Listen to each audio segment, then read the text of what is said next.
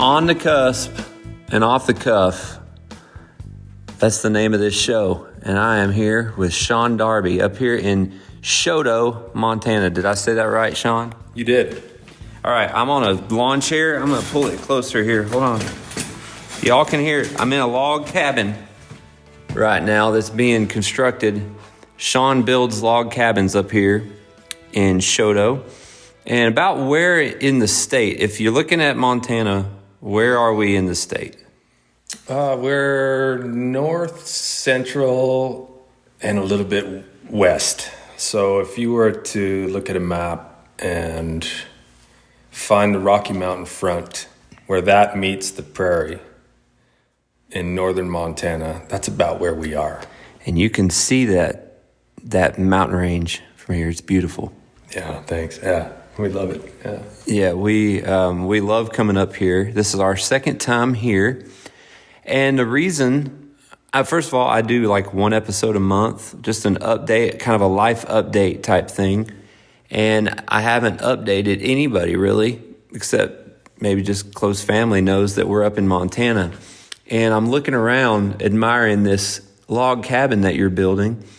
And I've had some folks that I've mentioned the log cabin business, music ranch cabins.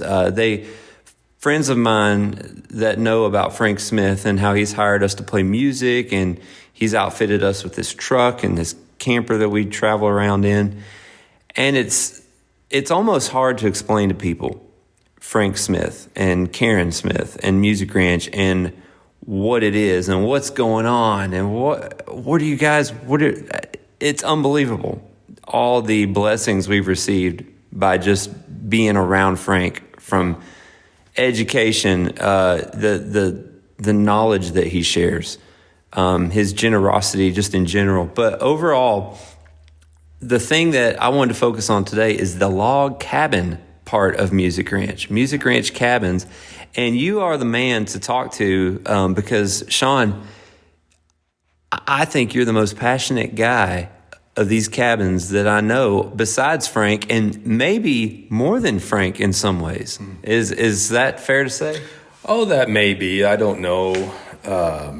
But I do know that, yeah, I feel strongly about building them. I feel blessed to be able to do that with Frank and the group. And I definitely have been, I mean, I don't want to say it's a calling, but I do feel called to do it. So if the shoe fits. If the shoe fits. And yeah, I love building, so I'm all for it. And we've got a great little enterprise cooking up. And, under Frank's leadership especially, it's a real opportunity. Yeah, well, I mean, I heard about it a couple years ago, and it seemed like when Frank was talking about it recently that he just had sort of dabbled in it, and you were really fascinated with it, and you wanted to. You thought he could. You thought he could sell, or you need to build 500 of these things. Is that something that you said? Let me tell you how that went down. My wife and I were visiting this Frank and Karen probably 3 years ago on their place, and Frank was giving us a tour around a couple of the cabins that he had already built and put out on his place, and was going through them and explaining the design features in them to me. And he said, I've got 5 more of these steel bases laying around that I've got to build cabins on. I'm not sure what I'm going to do with them yet. And I just blurted out, 5 bases isn't enough, Frank. You're going to need 500 of them. Just thinking about the news at the time and the housing crisis and all this. And I said, you could put a lot of people under roofs, and just left it at that. And I forgot all about that conversation, actually.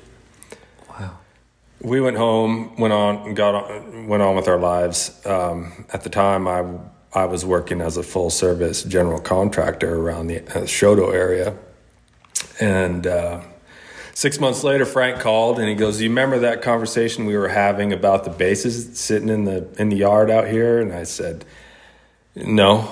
And he goes, "Well, I said I had 5. You said we needed 500." And I went, "Oh, yeah, I do remember that. Yeah, I do." I was just sort of half joking, Frank, but I was kind of half serious about it. He goes, "Well, do you want to do it?" And I said, "Do what?" I was a little slow on the uptake. "Do what?" Yeah. And he goes, "Do you want to build those cabins?" And right away, immediately I just said, "Yes, let's go. How are we going to do it? Let's go. When do we start?" And so for some months, we started having phone meetings about how we were going to get this thing rolling. And since then, we've developed 3 production locations, one in Livingston, Montana, one in North Dakota, and one here in Choteau. And then we've figured out, the process of getting the material, getting them built, and then getting them shipped and delivered to buyers. So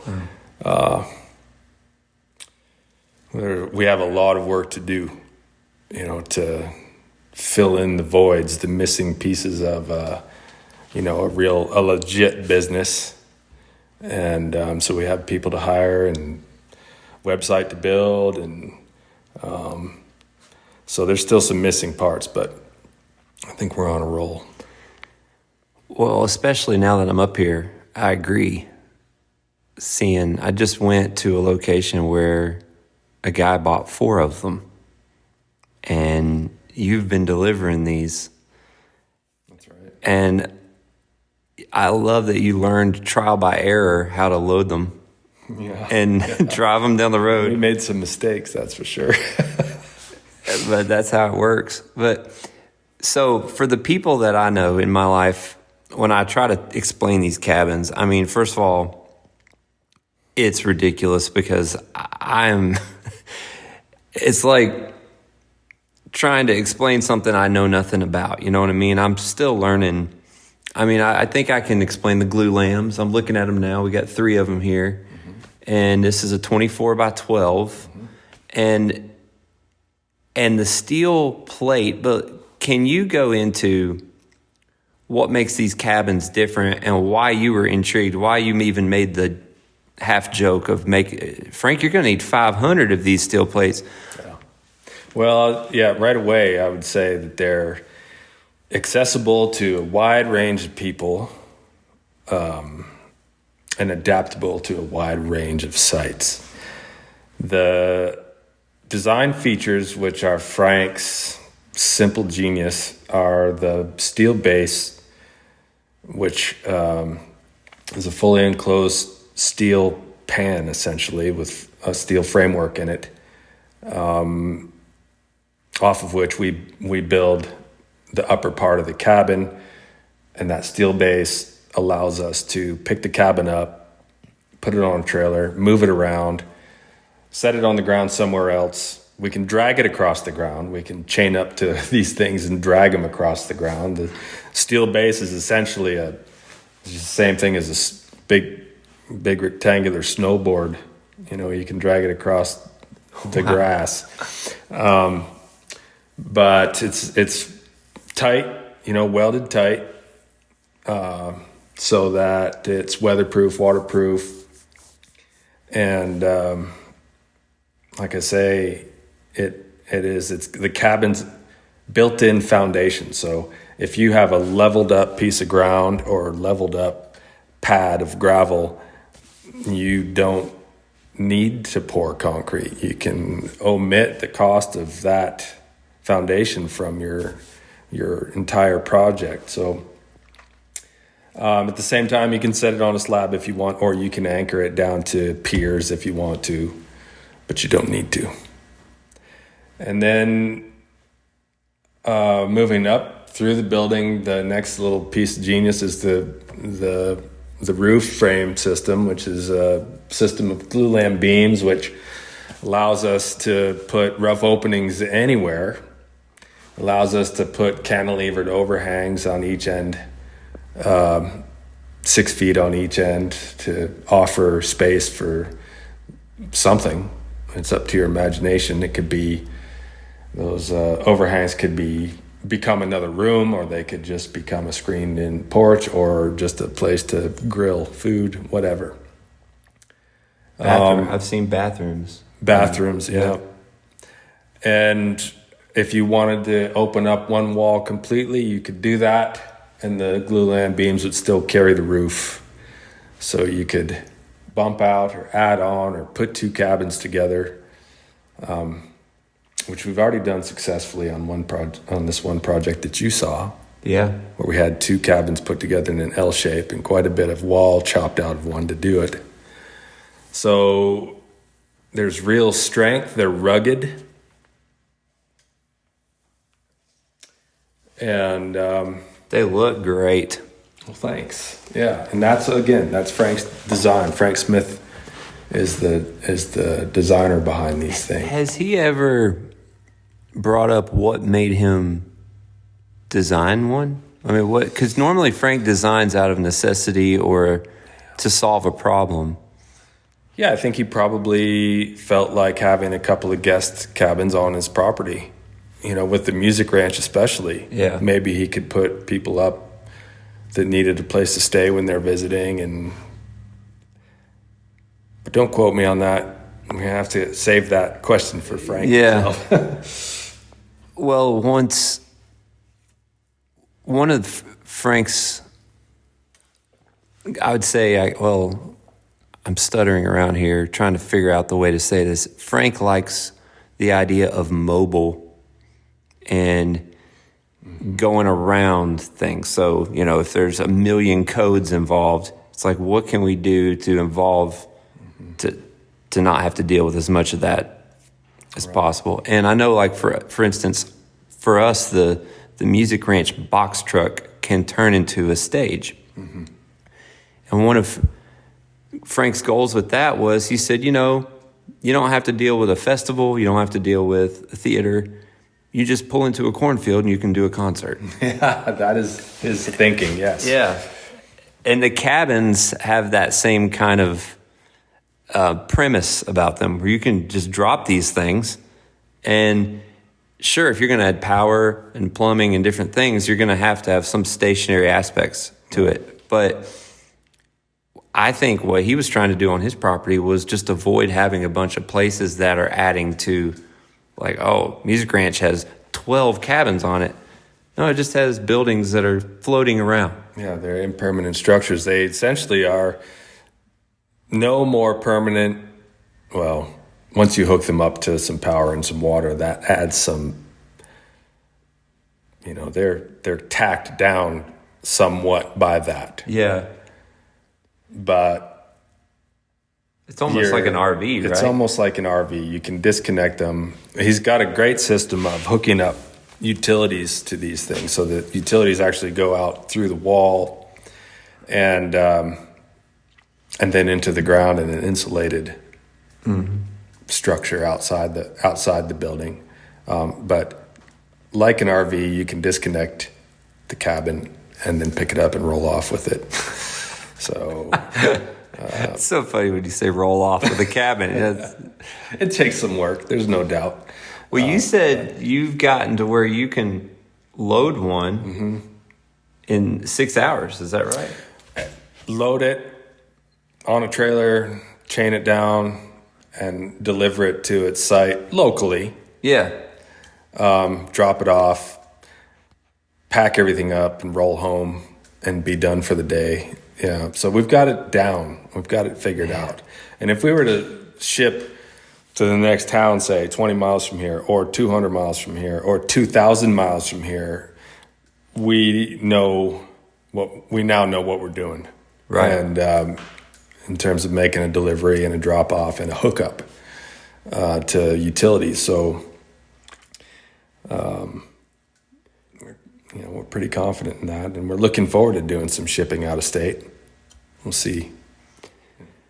So as I'm sitting in this one here, there's no roof on it yet, and there are walls on the 24-foot sides here.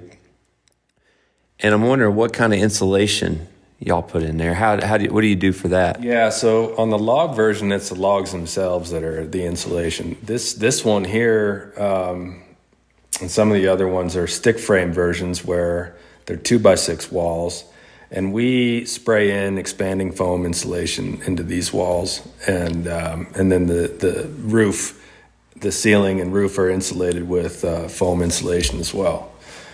So we end up with a pretty tight and efficient little space that doesn't take much to heat or keep cool in the summertime. And as far as the idea of customizing, do you like to sell them open floor and let people figure out what they want, or do you like to design that kind of do you have a couple templates in mind of what you think you're going to try to push as far as bathroom, little kitchenette? I'm sure that's a progressive revelation thing, as Frank says. Yeah, that's a good term. Yeah. We have a couple of proven floor layouts with the bathroom and kitchenette installed. I can't say that I'm trying to push a specific layout. I can't say that. Do you prefer to start just wide open and let people, if a customer is interested, let them tell you? Yeah, I like that. Yes, I like that. Because then it gives us the opportunity to give the buyer exactly what they want. Yeah. Within reason. It's a small space, so we're going to have to.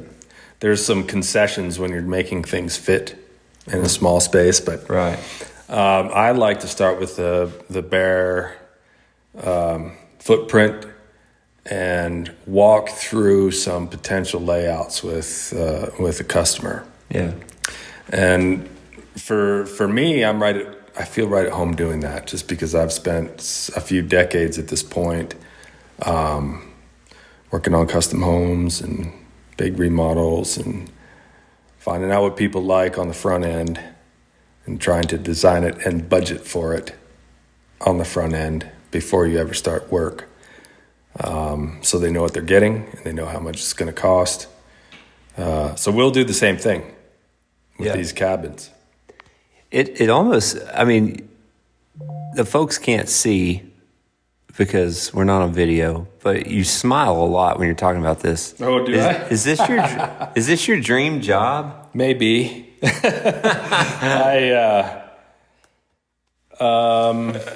I've always enjoyed building. Really, I have. This may be close to my dream job because I'm operating out of my shop at home with fantastic people who come in, show up, work hard, want to make things happen.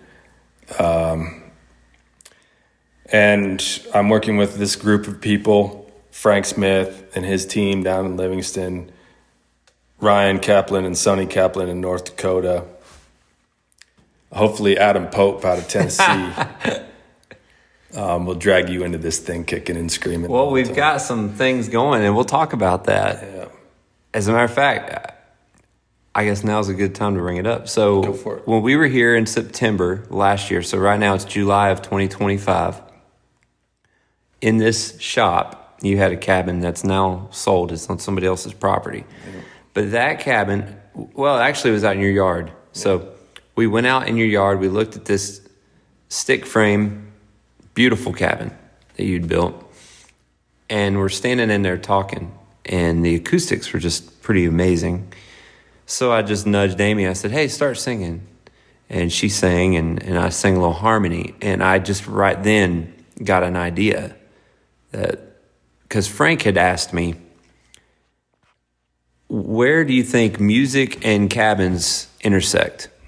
He asked me, he said, can you help me figure that out? Turns out you can. Well, I don't know. We'll see. It's an idea. We'll find out if it's a good idea or not. But when we were in that cabin that day, I said, man, all I know is I just want to stand in this cabin and play music all the time. I want to record in here. I want to sing in here. I want to do a show in one, So then it dawned on me when we were at the Homestead Festival at Rory Feeks down in Columbia, Tennessee. We play a show down there, and just from a musician standpoint, it's funny when you try to play a festival. In the case of Rory's festival, we don't have to do this because we already know him.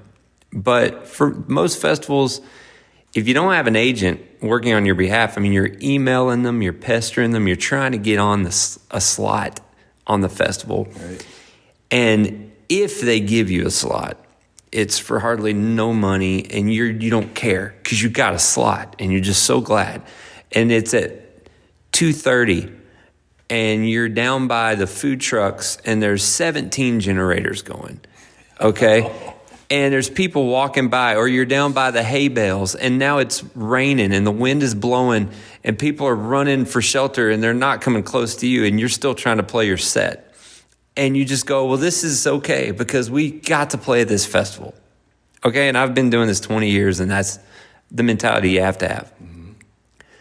Well, when I was at Rory's at this Homestead Fest, I'm looking at all the booths, and each booth has the fanciest chicken coop you ever saw. And it's expensive, but people are buying these chicken coops, and I'm looking at this booth and I'm like, man, and the rock stars of the festival aren't musicians. They're the people that can tell you how to properly move cattle from one field to the other and how much poop needs to be in that field before you move to that field. And those are the rock stars of the Homestead Fest, that scene. And so it dawned on me, what if we were just in a cabin? The cabin was the booth. People could come in and see the model cabin, mm-hmm. stripped down, mm-hmm. and we're just in there playing music mm-hmm. throughout the day. Mm-hmm. Maybe that draws them in. Maybe just the cabin itself does it. So when I mentioned that to Frank, he feels like that might be the idea of where music and cabins intersect. So that's brought us here to your shop today as we're trying to plan festivals to target, to put cabins in as model cabins and try to sell, obviously, hopefully sell the cabins, but ultimately it's a dream gig because we get to be in an amazing venue. I call it a mini Ryman Auditorium, mm-hmm. where my wife can really shine with her vocals, and we can do the kind of music that we love and hopefully others would want to hear. And it's very minimal setup to do this. And if it rains, guess what? People run into the cabin instead of running away from the stage, right. where we're running to some backstage place to try to hide because of afraid we're going to get electrocuted. Right. So I just tell you, it's a dream thing for me to imagine playing in the cabin at a festival. Mm-hmm. It's almost hilarious to me because I'm like, we would be just paying the festival for a booth rather than begging the festival to pay us to play by the hay bales. Right. So that's a long-winded way of saying I'm excited about the potential for this. If I'm just thinking about the music part of it, it's exciting, but it's so much bigger than that because to me, without the cabin and without the opportunity for people to see these, experience them, and hopefully get them out there in the public and hopefully sell some for Frank and you guys, that's our goal. And we know if people are buying them, they're going to love them. Yeah. Well, I would agree. I'm partial to them already. You could say biased. But I believe that people fall in love with them when they see them. Yep. I want to say I never dreamed of these cabins having or somehow we could combine music with cabins. I didn't see that coming. And frankly, music, which has become your tie to Frank Smith, Music Ranch, Montana, Music Ranch Cabins, right? Mm-hmm. I never had that. I'm just a builder. I'm just a builder guy. I like to build. But now that I have seen the potential for just enjoying music in one of these things, I'm blown away. You playing guitar and singing, Amy singing together, in one of these cabins is a pleasure to hear. And I want other people to experience that too.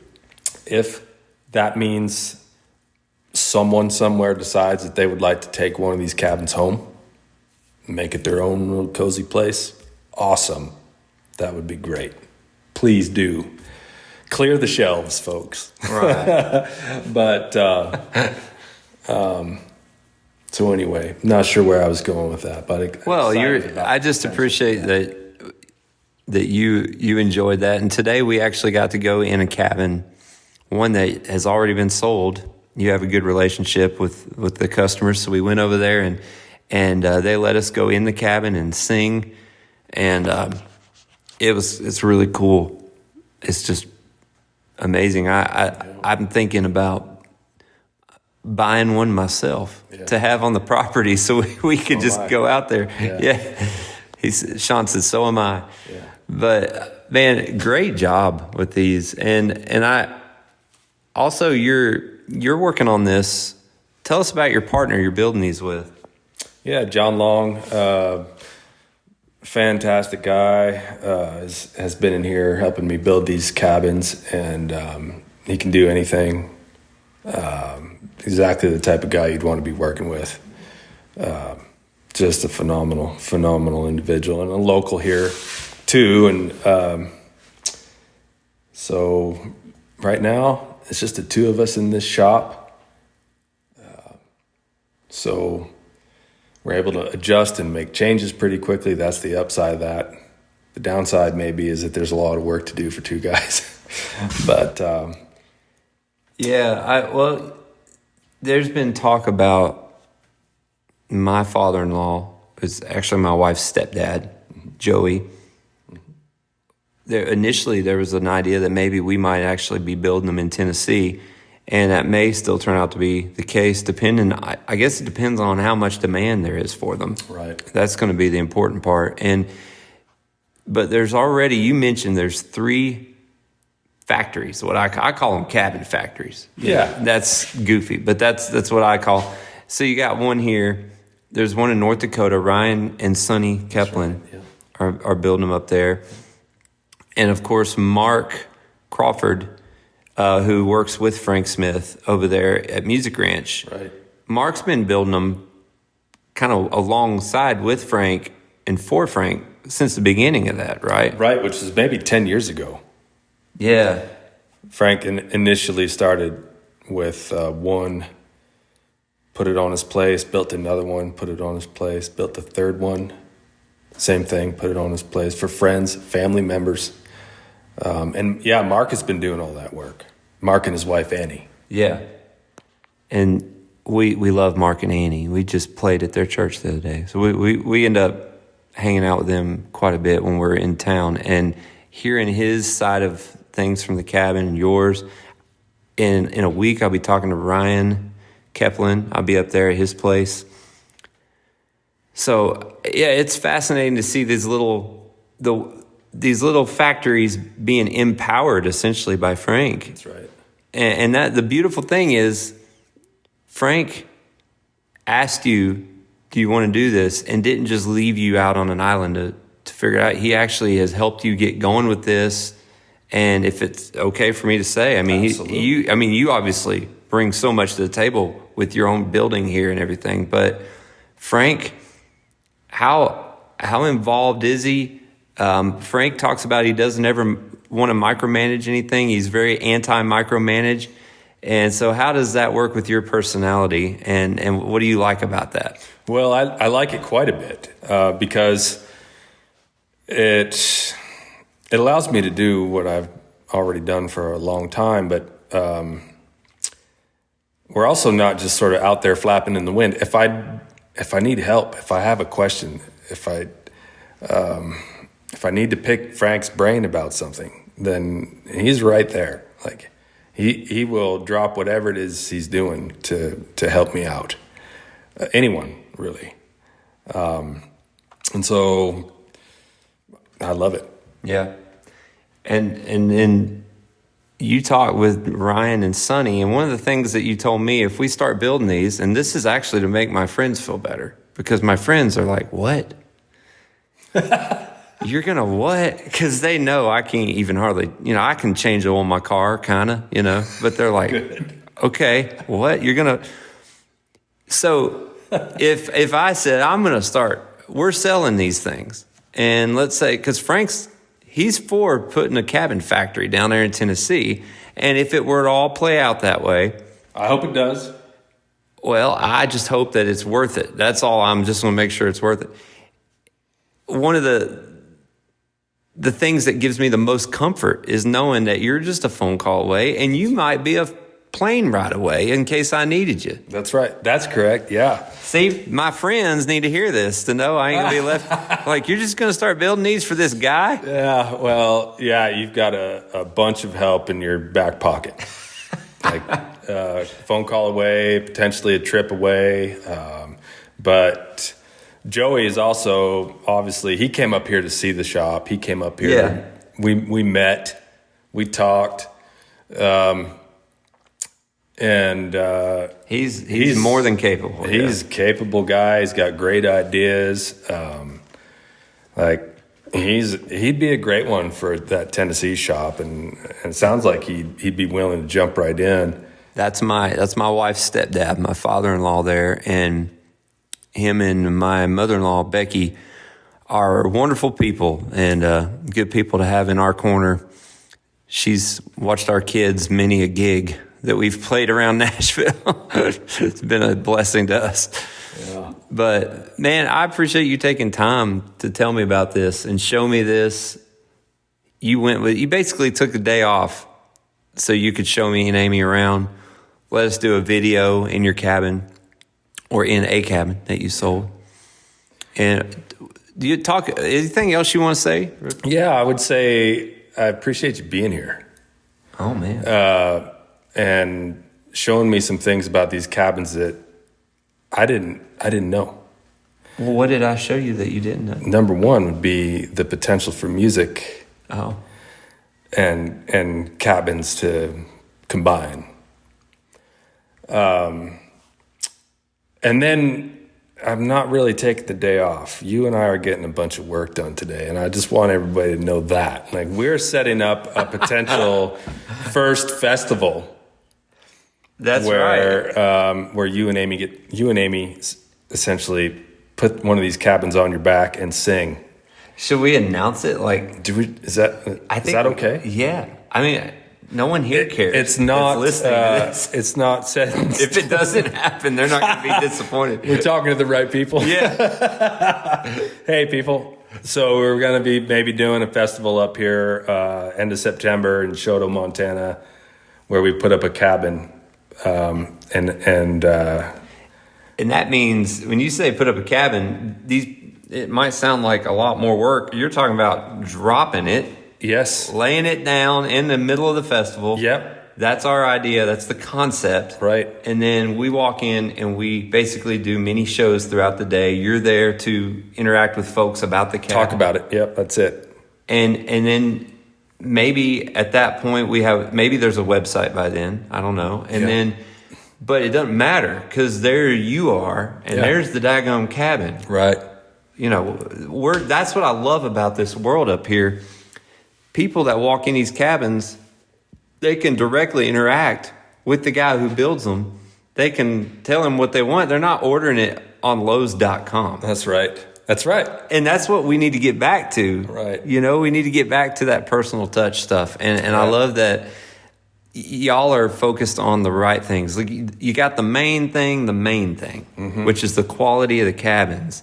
And everything else will come once the cabins themselves are ready. Yeah, that's right. Well, we hope to stick to the main thing, and we'll work towards that. And I got a song called "The Main Thing Is the Main Thing." I heard it. How'd you hear that? Oh man, I follow you. Oh, okay. I just remembered that's a song that we have. Yeah. No, I follow you. Oh, okay. Well, if you put something up there, I'll hear it. You'll hear it. Okay. I got to be careful. There's people out there listening. I tend to think nobody's paying attention, so I can get away with saying anything. Yeah, you got a big fan here, so I'll singing to all your fans in Montana. But Where was I going with that? So we're getting work done. Oh yeah, today we're working. Yeah, it's fun. And it's so much fun. It's like it's not work. But I will say that this festival idea we are excited about coming back up here in late September. We are really hoping it all works out. We think it will, but if it doesn't, nobody listening to this show that I know of will be too disappointed because I don't think they'll be up here. But maybe. I don't know. Hey, you know what? You're on it. So people might be listening up here. I don't know. Oh, that's the seat. I leaned back. Now it's finally open. Let's invite all these people who are listening. Okay, September 23rd weekend of September. Third week. Okay, that's right. The 20th, 21st, and 22nd is the dates I remember. Yeah, it's called the Threshing Bee. The Threshing Bee in Choteau, which spell that for the folks. Yeah, Choteau. Yeah, Choteau, Montana. I've still struggled. Is that a native, like an Indian? It's French. I think that French. Might be, I think that might be early trader, early settler. You're right. That would be French. But do you know a French Canadian fur trapper was the first guy in what is now known as Nashville? The first settler that moved through the area besides the natives? I did not know that. Yeah. I'm full of random facts. If you come to Nashville, I'll give you a tour. French Canadian fur trader. Yeah. He swung pretty far to the south. Oh, well, yeah, he went down. He became the lieutenant governor of Illinois, which was only a territory. Oh, this guy. So he ended up, his name is Timothy de Montbriand. Okay, we have a street in Nashville called de Montbriand. And some people think it's Demon Braun, but it's de Montbriand. All right?